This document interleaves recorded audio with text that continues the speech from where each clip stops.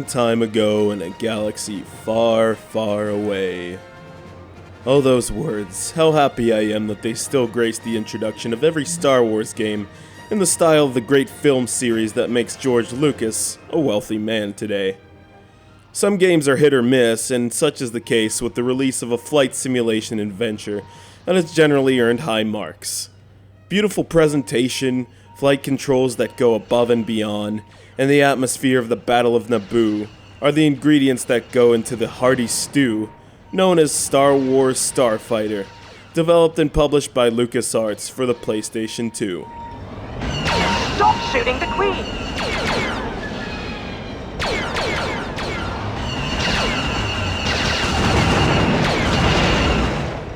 From the beginning, you are immersed into the Star Wars experience as you follow the story and take control of N1 Naboo starfighter pilot Rhys Dallows.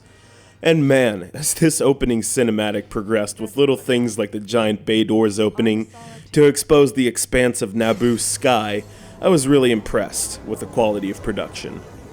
The first level definitely made the right impression on me as you are turned loose into the practice course, getting a first-person feel of your space fighter and the environment around you. It was after my training that the game kind of started to take a turn for the worse.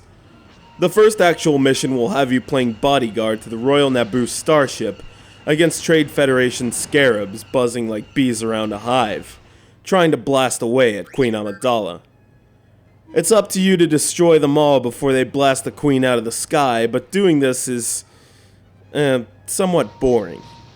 You just lay on the X button and hope that you hit each target in your crosshairs, and if you miss, it's likely that the scarab will fly by and you'll have to turn around, which may turn your stomach after a while. This is my main complaint, that the missions are usually all the same, and although this might not be so important in the grand scheme of things to some gamers, it's all too much of a red flag for me that LucasArts cared too much about making this game just look and sound good, instead of actually making it fun. Not to mention the fact that overlooking such a trait decreases the time needed to beat the game drastically.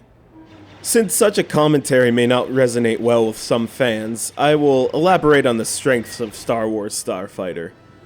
As I mentioned before, the controls of your ship, of which you will pilot plenty of them, are as smooth as they are easy to use, as each ship's maneuverability will work to your advantage in combat. And as far as the sound goes, let's not forget that John Williams provides another score that puts you in the mood for sci-fi space combat more than anyone else could.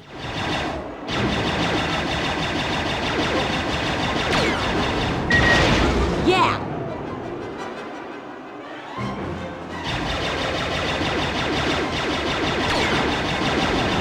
The battles you will take part in feel absolutely real, your allies and enemies alike flying at their own pace, chasing each other through the cold of space. The only drawback to this is that you might be shooting at your allies before you recognize that they are actually your allies. In conclusion, Star Wars Starfighter may resonate with most gamers and critics alike, but in my opinion, it would probably do better as a rail shooter or with more enemies and side challenges just to mix things up. Even though the rebellion wasn't built in a day, I'd say that they had a lot more challenges to face than just search and destroy missions. The Royal Starship is disabled. We have no choice but to surrender.